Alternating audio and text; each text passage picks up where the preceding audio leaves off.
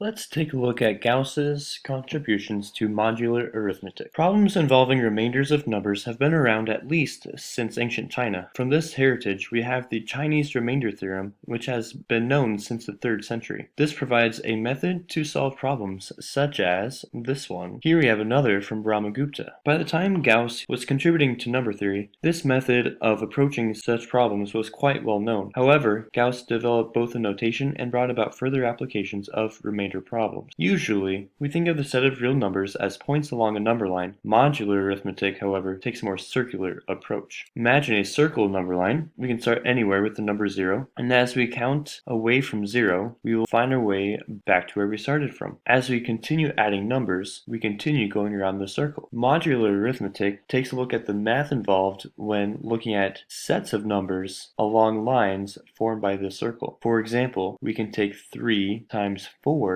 and get the number 12. And we see that 3 times 4 mod 6 is congruent to 0. Anything taken from this row of numbers multiplied this row of numbers will give you an answer in this row of numbers. In Disquisitiones Arithmeticae, Gauss provides a notation for discussing math completed in this way. He introduced the idea of congruence and therefore congruence classes and residue. In this example, by saying x is congruent to 5 modulo 17, we mean that the number x has a remainder of 5 when divided by 17. We see that there is some integer k such that x minus 5 is equal to 17k. Today we learn about the Chinese remainder theorem and put it to use using Gauss's notation. Gauss's favorite theorem relies on modular arithmetic. This theorem was first suggested by Euler, but Gauss was the first to prove it, and he kept going back to it. He eventually proved this theorem in 8 different ways. It may seem counterintuitive at first that the number of square roots is determined by the prime on modulo 4n. Let's consider what a square root is. A square root of a number x is a number such that when multiplied by itself yields x. We are used to there being exactly 2 square roots of any number, positive and negative. However, we see that this definition of square root can be extended in modular arithmetic. For example, in modulo 5, 3 is the square root of 4, because 3 times 3 is 9, but 9 is congruent to 4 mod 5, but 2 times 2 is 4, which is congruent to 4 mod 5, so it's in the same congruence class as 9. We see that both 2 and 3 are square roots of 4 mod 5. Gauss did not stop with just considering real numbers, but also moved into the set of complex numbers. He was the first mathematician to consider complex numbers using modular arithmetic. The very act of doing so changes our view of prime numbers. For example, 5 is a prime number, right? However, using Gaussian integers, we see that 1 plus 2i times 1 minus 2i is equal to 5. Therefore, 5 is the product of 2 primes, and is therefore not a prime itself. Gauss would show that no real prime of the form 4n plus 1 is a Gaussian prime. Note that this is saying that for all x, if x is congruent to 1 mod 4, then x is not prime. However, primes of the form 4n minus 1 are still Gaussian primes. The most prevalent application of modular arithmetic today is in the world of cryptography. Everyday use of modular arithmetic is used in internet security. Most encryptions on the internet are based on very large primes and using exponents to create numbers which are not easily factored. Modular arithmetic is the fundamental building block of most modern public key crypto systems.